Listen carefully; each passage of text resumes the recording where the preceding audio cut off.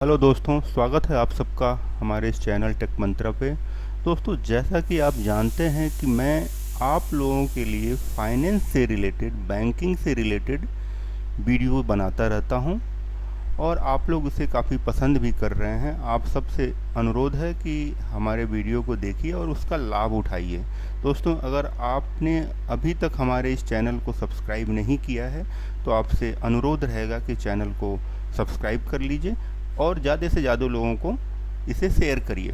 दोस्तों, आज का जो टॉपिक मैं आप लोगों के लिए लेके आया हूँ, आप जानते हो कि जब भी हमें कोई घर बनवाना रहता है या घर में कोई काम रहता है या कोई ज़मीन खरीदनी रहती है तो हमें होम लोन की ज़रूरत पड़ती है।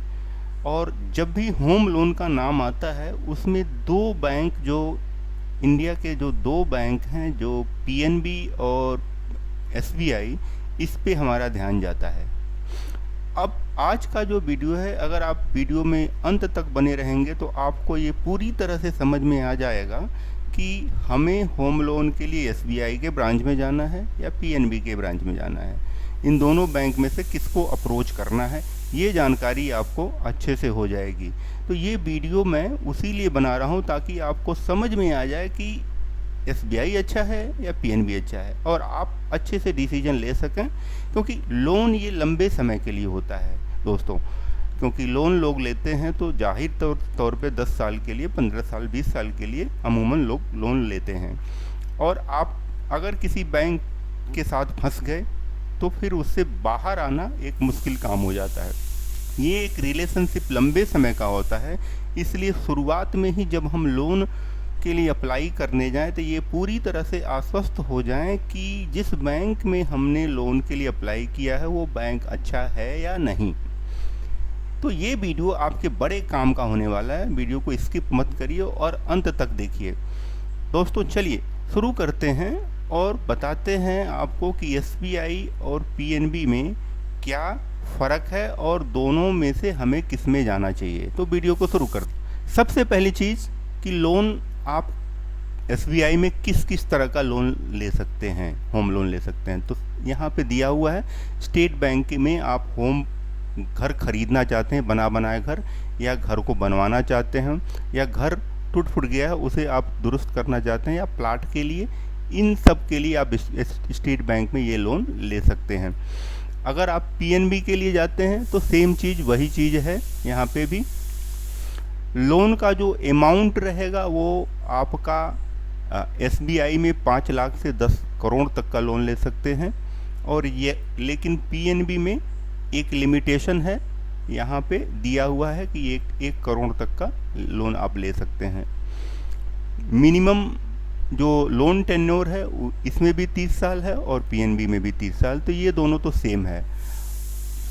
फिक्स्ड और फ्लोटिंग दोनों में है। रेट ऑफ इंटरेस्ट, दो तरह का रेट ऑफ इंटरेस्ट दोस्तों होता है। एक होता है फिक्स्ड, जो फिक्स रेट ऑफ इंटरेस्ट रहता है, मतलब कि अगर आरबीआई अगर उसमें कुछ चेंज, रेट ऑफ इंटरेस्ट में कुछ चेंजेस करते हैं तो इसका कोई फ़र्क नहीं पड़ेगा, जो भी रेट ऑफ इंटरेस्ट रहेगा वही रहेगा। मान लीजिए कि 9% का रेट ऑफ इंटरेस्ट अभी चल रहा है और आपने फिक्स अप्लाई किया है तो आपका 9% ही रहेगा। कल को आरबीआई ने कुछ चेंजेस किए, उससे रेट ऑफ इंटरेस्ट अगर 8% हो गया तब भी आपको 9% के रेट ऑफ इंटरेस्ट से ही लोन भरना पड़ेगा, या ज़्यादा हो जाता है तो भी आपका कम ही रहेगा।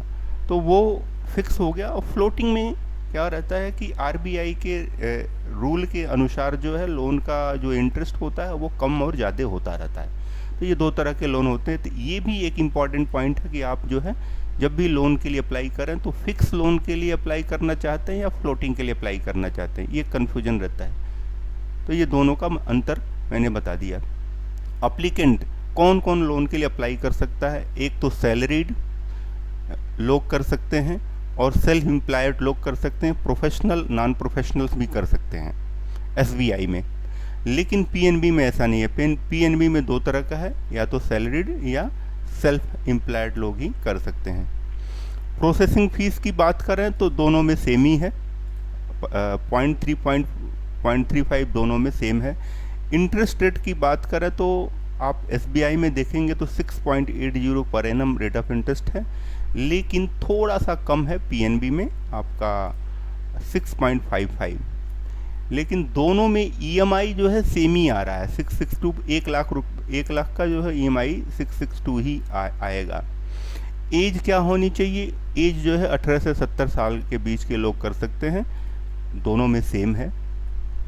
रीपेमेंट, अगर आप लोन को पेमेंट करना चाहते हैं तो उसमें कुछ बैंक जो है चार्जेज लगाती हैं, लेकिन यहाँ पे स्टेट बैंक और पीएनबी में दोनों में सेम है।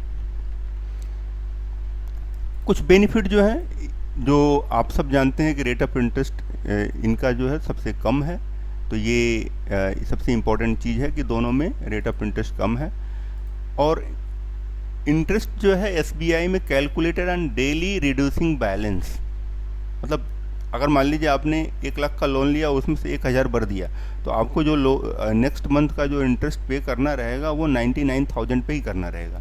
तो ये डेली रिड्यूसिंग बैलेंस पे है। जो कुछ फीचर्स हैं वो आप जानते ही हो कि लो प्रोसेसिंग फीस है, नील रीपेमेंट चार्जेज है, नो हिडन फीस, ये दोनों में लगभग कॉमन ही है, इसमें कोई फ़र्क नहीं है।